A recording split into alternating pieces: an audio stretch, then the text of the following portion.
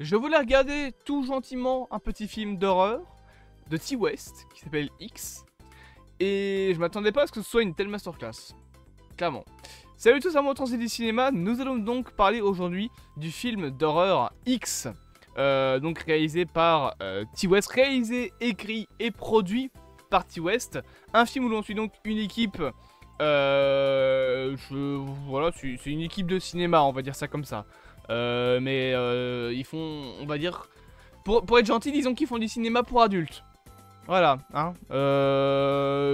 Pour vous déguiller un petit peu, j'ai passé quelques scènes du film. Voilà, de dégoût et de gêne, j'ai passé quelques scènes.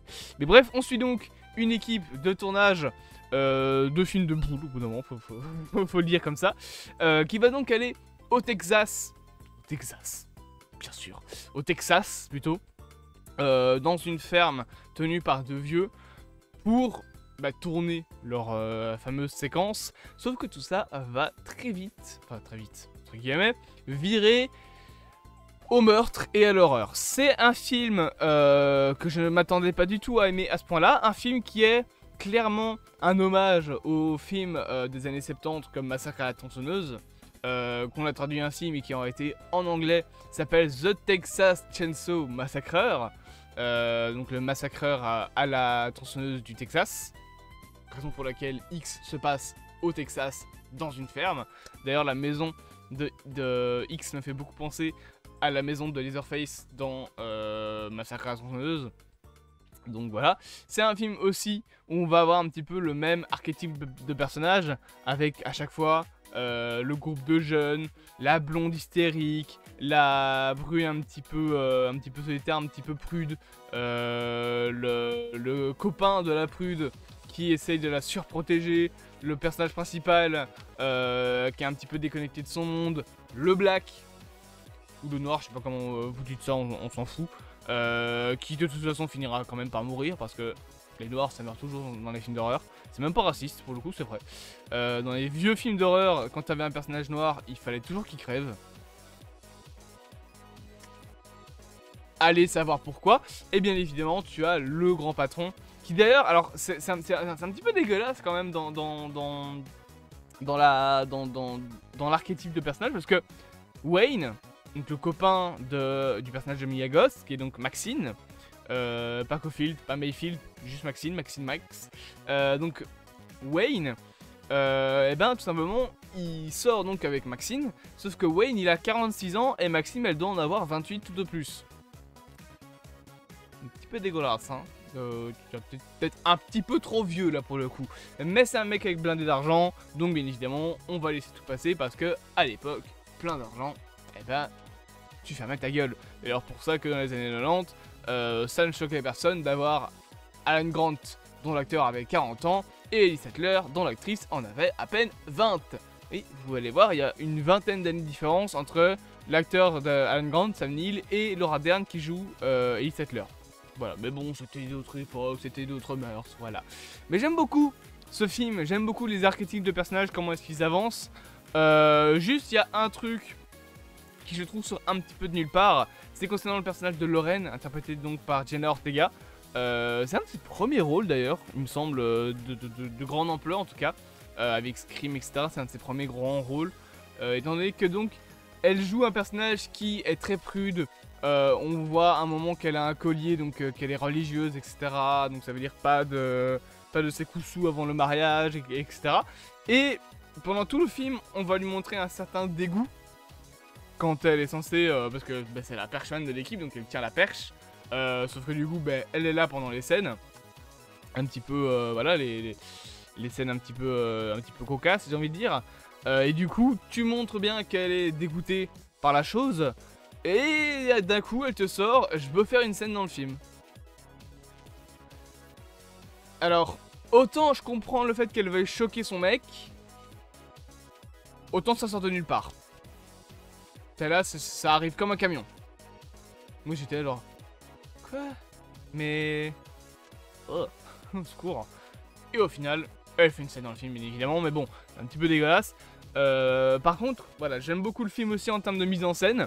On est fort, mais tellement proche de l'ambiance de justement The Texas Chainsaw Massacre en termes de mise en scène, en termes de placement de caméra, notamment les caméras, comment elles filment les deux vieux avant que le massacre commence, parce que donc les antagonistes du film c'est donc un couple de vieux, Pearl et son mari qui est donc un vétéran de l'armée, qui en gros capture des jeunes pour pouvoir ensuite les tuer, voilà, concrètement. Pearl étant triste de ne plus avoir la jeunesse d'antan sur laquelle elle a l'impression de revoir justement cette fameuse jeunesse sur le personnage de Mia Goth, donc Maxine Minx. Et donc dans le film, il y a des passages avant que le massacre commence où on va voir Pearl et son mari.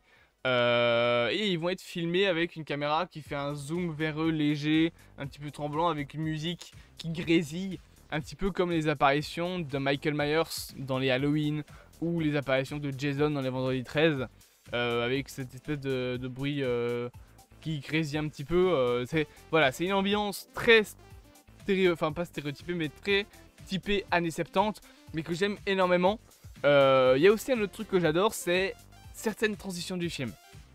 Quand un film passe d'un arc à un autre, plusieurs arcs dans un film, il te le montre. Il te le montre en faisant une transition en jump cut. C'est-à-dire que tu vas avoir deux actions qui vont s'entremêler, deux moments qui vont s'entremêler, et en gros, tu vas avoir une seconde, enfin une demi-seconde du moment A, une demi-seconde du moment B, une demi-seconde du moment A, une demi-seconde du moment B, une demi-seconde du moment A, et le moment B qui recommence.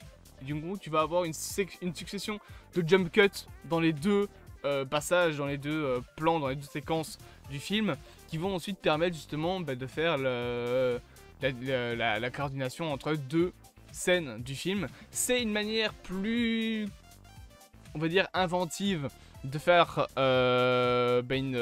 justement une transition. C'est un truc que je déplore à beaucoup de films au cinéma, c'est que les transitions de nos jours c'est juste cut, cut, cut, cut.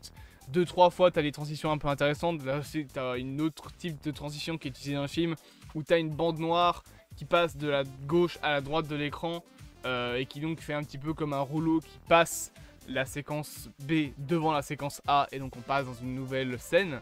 Donc on est un peu plus inventif au niveau des transitions, mais de nos jours les transitions c'est juste plan A, le plan se termine, plan B, fin. Voilà, il n'y a pas de recherche, de transition, etc. Ce qui est un petit peu con parce que au cinéma normalement tout est censé avoir un sens. C'est d'ailleurs pour ça que normalement j'ai toujours voulu faire des vidéos analyse de séquences de cinéma, mais le truc c'est que analyser une séquence au cinéma, sans déconner, ça prend 1h30 pour une séquence. Quand un film est bien fait, tout a un sens. C'est le principe du cinéma, c'est le principe d'une image. C'est pourquoi vous pensez qu'il y a des articles de plusieurs dizaines de pages sur la Joconde. Parce qu'il y a beaucoup de choses à dire sur la Joconde, parce que tout dans la Joconde a un sens, a une définition. Et bien pour une image au cinéma, c'est pareil. Tout doit avoir un sens. Toutes les décisions doivent avoir un sens. Ce plan, par exemple, que je vous montre depuis tout à l'heure, il a un sens.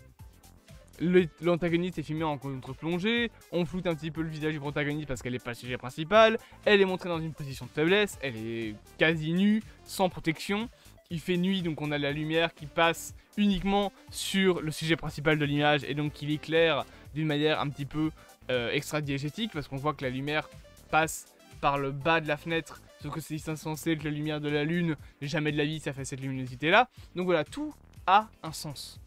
Tout a un sens. D'ailleurs, vous remarquerez que les rideaux forment un X derrière. X, c'est le titre du film. Il y a beaucoup de passages dans le film où il y a des objets du décor, des props, qui forment un X.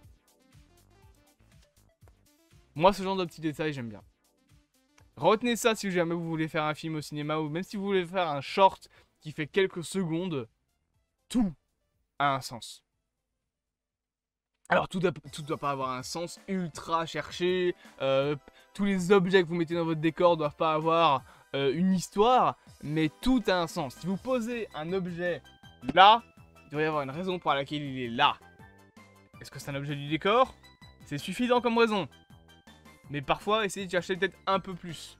Si vous voulez par exemple introduire une bombe dans un plan d'après, par exemple, je sais pas moi, ou alors même votre personnage sort un fusil. Je vais mettre les choses comme ça.